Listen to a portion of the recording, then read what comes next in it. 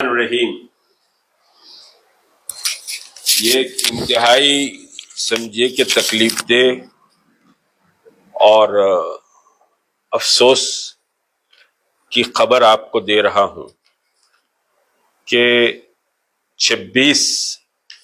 April کو تلنگانہ مارچ ہونے والا تھا اور اس سلسلے میں مختلف police officers, commissioner of police, D C Ps, additional D C P traffic, additional commissioner of traffic commissioner, بہرحال مختلف عہدیداروں سے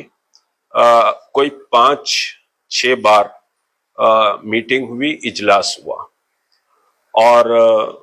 پرسوں 2 دن پہلے کمشنر آف پولیس ہمارے سی وی آنند صاحب سے تفصیلی گفتگو ہوئی اور اس تفصیلی گفتگو میں تلنگانہ مارچ کے پورے خد و خال اور تلنگانہ مارچ کا پورا سمجھیے کہ نقشے پر بات ہوئی۔ انہوں نے اپنے ماتحت عہدیداروں پر کو احکامات بھی جاری کیے کہ جوائنٹ ایکشن کمیٹی کے ساتھ تعاون کیا جائے اور حتیٰ کہ این ٹی آر اسٹیڈیم کی بات بھی ہم نے ان کے سامنے رکھی کہ وہاں خواتین کے لیے انتظامات ہم کرنا چاہتے ہیں، مگر وہ 1 دن پہلے ہمارے لیے اویلیبل بھی رہے کیونکہ این ٹی آر اسٹیڈیم کو لاک رہتا ہے، تو فوری انہوں نے احکامات بھی جاری کیے۔ لیکن یہ ہے کہ آج بہرحال شام میں 9 بجے کے قریب ایک ایک آرڈر ایڈیشنل کمشنر مان صاحب کی طرف سے آیا ہے۔ حالانکہ مان صاحب سے بھی تفصیلی گفتگو بہرحال ہوئی ہے۔ پولیس کا استدلال بہرحال مختلف باتوں پر ہے کہ بہت زیادہ کراؤڈ رہے گا، ٹریفک کے لیے ڈسٹربنس ہو جائے گا، سیکریٹریٹ کا بھی سمجھیے مسئلہ ہے، وہاں تک کراؤڈ رہے گا، ایسے یہ وہ ساری باتیں ہیں۔ لیکن اصل جو مسئلہ ہم کو سمجھ میں آتا ہے کہ دیکھیے اس کے پیچھے کچھ سیاسی طاقتیں بھی ہیں اور وہ سیاسی طاقتیں اس تلنگانہ ملین مارچ سے بہت پریشان ہیں، ان کا چین اور سکون اڑا ہوا ہے اور مختلف حربے بھی استعمال کیے جا رہے ہیں کہ اس تلنگانہ مارچ کو ناکام کیسے کیا جائے۔ اور اللہ کا کرم ہے کہ تلنگانہ جوائنٹ ایکشن کمیٹی کی تمام جماعتوں نے پوری قوت اور طاقت سے تلنگانہ مارچ کی کامیابی کے لیے میدان پر کام کیا ہے اور راست رابطے سے لے کر گروپ میٹنگ سے لے کر سمجھے سوشل میڈیا، بہرحال سبھی کا تعاون حاصل کرنے کی جوائنٹ ایکشن کمیٹی نے جتنی اس کے پاس طاقت تھی اس کا اس نے استعمال کیا اور پھر اللہ تبارک و تعالیٰ کی مدد اور نصرت، اللہ کا جو بظاہر عوام کے دلوں میں تلنگانہ مارچ کے لیے جذبہ پیدا ہوا وہ اللہ کی مدد و نصرت تھا۔ اور آج پورا تلنگانہ اس وقت 26 اپریل کو تلنگانہ مارچ پر نظریں ٹکائے ہوئے تھا کہ کب 26 آئے گی اور یہ سیاہ قانون کی واپسی کے لیے ہم ہندوستان کی تاریخ کا عظیم الشان احتجاج درج کرائیں گے۔ لیکن 9 بجے ایک آرڈر پولیس کا آیا جس میں مختلف نکات پر سمجھیے کہ بات ہوئی۔ یہاں وکلا صاحبان نے بھی اس کا تجزیہ کیا، مسعود صاحب، شکیل صاحب، پھر امجد اللہ خان صاحب بھی سمجھیے کہ صاحب اس پر بات کی، عثمان محمد خان صاحب بھی، یہ جیک کے تمام ذمہ دار سمجھیے کہ کور کمیٹی کے ہیں، کچھ لوگ یہاں نہیں ہیں، بہرحال ڈاکٹر توفیق صاحب، یہ سارے اس پر کافی غور و خوض ہم نے کیا۔ اس آرڈر کے ملنے کے بعد ایک بات امت مسلمہ کے لیے بہت واضح سمجھیے کہ جوائنٹ ایکشن کمیٹی کے توسط سے کہہ رہا ہوں کہ نہ ہمارے قدم پیچھے ہٹیں گے نہ ہم جھکیں گے۔ ہمارا سمجھیے کہ مقصد و مطلوب یہ سمجھیے زہریلا اور نفرت بھرا قانون جو وقف کی زمینات اور مساجد اور درگاہوں اور قبرستانوں پر کو ہتھیانے کے لیے ہے، اس کے خلاف ہماری لڑائی پوری طاقت سے جاری رہے گی۔ اس میں کوئی مایوس ہونے کی ضرورت نہیں ہے، نہ اس میں آپ کو دل چھوٹا کرنے کی ضرورت ہے۔ یہ لڑائی لمبی لڑائی ہے، اور 26 اپریل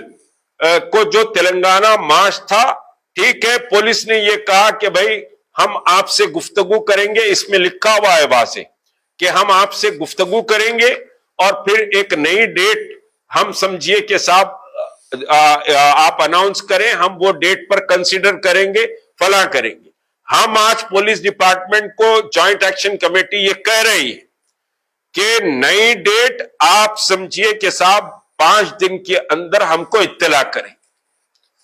اور 5 دن کے بعد ہم 29 اپریل کو جوائنٹ ایکشن کمیٹی بیٹھے گی اور نئی تاریخ کا اعلان کیا جائے گا۔ ہم اپنے قدم واپس لینے والے نہیں ہیں،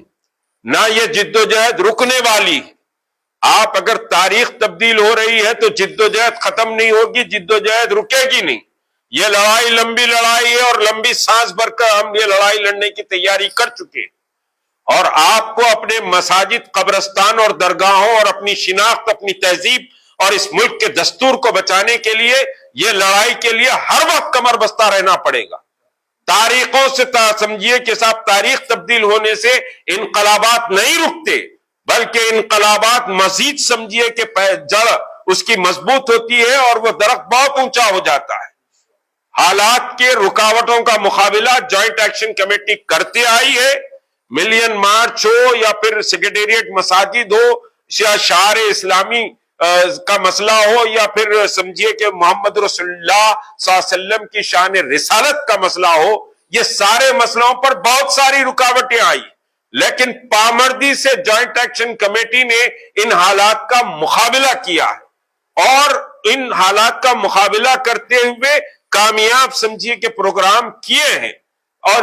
ملین مارچ جو این آر سی کا ہوا اس میں بھی ایسے ہی ہوا تھا۔ تو ہم یہاں سمجھیے کہ صاحب یہ سیاسی بازیگری جو کھیلی جا رہی ہے، یہ سیاسی بازیگری کی ہم شدید مذمت کرتے ہیں، اور یہ اعلان کرتے ہیں کہ ہم 29 اپریل کو ہم بیٹھنے والے ہیں۔ اس سے پہلے پولیس کے اعلیٰ عہدیداروں سے درخواست کرتے ہیں کہ وہ کوئی ہمیں تاریخ دے دیں، وہ تاریخ آپ دے دیں، اگر آپ نہیں دیے تو 29 کو ہم تاریخ کا اعلان کرنے والے۔ اور ایک بات یاد رکھیے، ہم امن اور سلامتی اور شانتی چاہتے ہیں۔ ہم بھی محسوس کرتے ہیں کہ پھلگامہ کشمیر میں جو واقعہ ہوا اس کی ہم شدید مذمت کرتے ہیں۔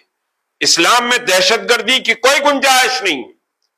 اسلام میں جہاد افضل ترین عبادت ہے، لیکن دہشت گردی کو محمد رسول اللہ نے رد کیا ہے۔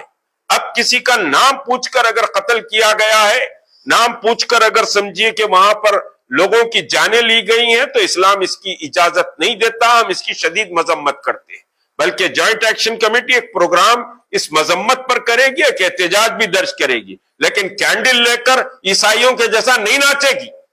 یہ مسلمانوں کی تہذیب نہیں ہے کہ چراغ ہاتھ میں لے کر ناچیں یا بتیاں لے کر ناچیں۔